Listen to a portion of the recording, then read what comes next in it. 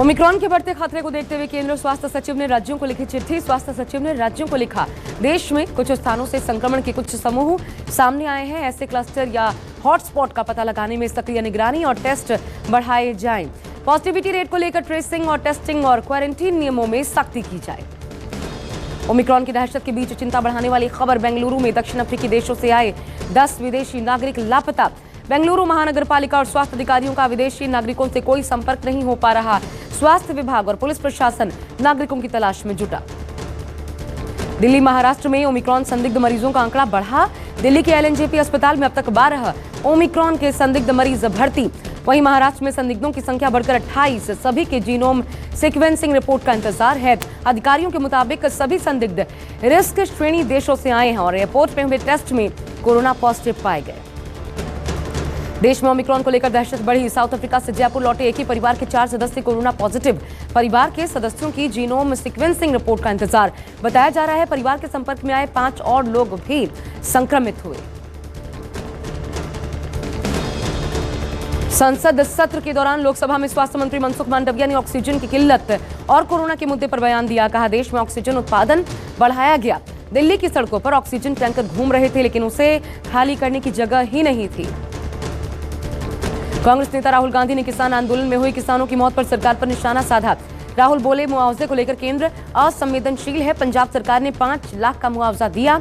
हमसे रिकॉर्ड लेकर किसानों को मुआवजा दे केंद्र सरकार। पंजाब में किसानों ने कंगना रनौत के काफिले का आज घेराव किया।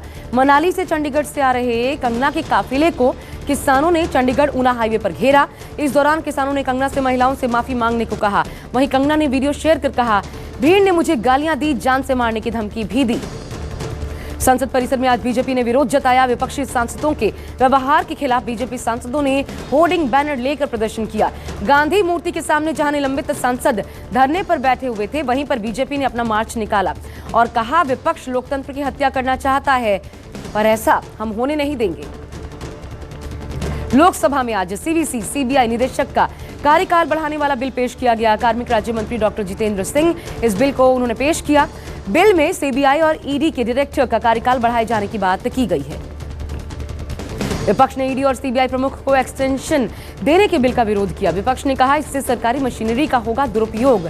शशि थरूर ने कहा, सीवीसी बिल संविधान की अवहेलना करता है। तो अधीर रंजन ने कहा, अधीर रंजन का कहना था, जो अधिकारी सरकार के चापलूस हैं, उन्हें उनके पद पर बनाए रखने के लिए सरकार ये बिल लेकर आई है। बुंदेलखंड दौरे के आखिरी दिन झांसी पहुंचे अखिलेश यादव ने आज बीजेपी पर हमला बोला। अखिलेश यादव ने कहा, डराकर राज करने की कोशिश हो रही है। 4.5 साल से यूपी की जनता परेशान है। तुष्टीकरण की नहीं, दुष्टीकरण की राजनीति कर रही है बीजेपी। पंजाब चुनाव से पहले मशहूर सिंगर सिद्धू मूसेवाल कांग्रेस में शामिल हुए। नवजोत सिंह सिद्धू और सीएम चरणजीत सिंह चन्नी ने सिद्धू मूसेवाल को कांग्रेस की सदस्यता दिलवाई। सिद्धू और चन्नी ने कहा, कांग्रेस को आगे ले जाएंगे मूसेवाला। मुख्यमंत्री तीर्थ यात्रा योजना के तहत दिल्ली से अयोध्या के लिए रवाना हुई पहली ट्रेन, लेकिन सीएम केजरीवाल को हरी झंडी दिखाने से रोक दिया गया। सरकार ने केजरीवाल को इसकी परमिशन नहीं दी। अरविंद केजरीवाल ने ट्वीट कर जानकारी दी। सीएम योगी ने आज गोरखपुर दौरे के दौरान 3 जिलों के एफएम रिले केंद्र का लोकार्पण किया। इस दौरान उनके साथ सूचना प्रसारण मंत्री अनुराग ठाकुर मौजूद थे। दोनों ने लखीमपुर, इटावा, बहराइच के एफएम रिले केंद्र का लोकार्पण किया। पीएम मोदी ने आज इन्फिनिटी फोरम का उद्घाटन किया। वीडियो कॉन्फ्रेंसिंग के जरिए कार्यक्रम से जुड़े पीएम मोदी ने कहा, देश में डिजिटल बैंक आज की वास्तविकता है। लोगों के लेन देन के तरीकों में बदलाव आया है। अब फिनटेक पहल को फिनटेक क्रांति में बदलने का वक्त आ गया है। पश्चिम बंगाल के 15 सांसदों ने आज दिल्ली में पीएम मोदी से मुलाकात की। मुलाकात के दौरान सांसदों ने पीएम को बंगाल के हालात के बारे में जानकारी दी। सांसदों ने लगातार हो रही बीजेपी कार्यकर्ताओं की हत्या के साथ शिकायत करने पर सुनवाई को लेकर भी सवाल उठाए। दिल्ली में प्रदूषण को लेकर सुप्रीम कोर्ट के आदेश पर टास्क फोर्स का गठन। केंद्र सरकार ने सुप्रीम कोर्ट को हलफनामा में ये बताया कि प्रदूषण पर एक्शन लेने के लिए अभी 17 फ्लाइंग स्क्वाड्स तैयार किए गए हैं। फ्लाइंग स्क्वाड की संख्या कल तक बढ़ाकर 40 की जाएगी। पश्चिम बंगाल में चक्रवाती तूफान जवाद को लेकर अलर्ट जारी। मौसम विभाग के मुताबिक आंध्र प्रदेश, ओडिशा, बंगाल में भारी बारिश के आसार हैं। वहीं 100 किलोमीटर प्रति घंटा की रफ्तार से हवाएं चलने का अनुमान है। इसको लेकर तटीय राज्यों में एनडीआरएफ की कुल 29 टीमों को तैनात किया गया है।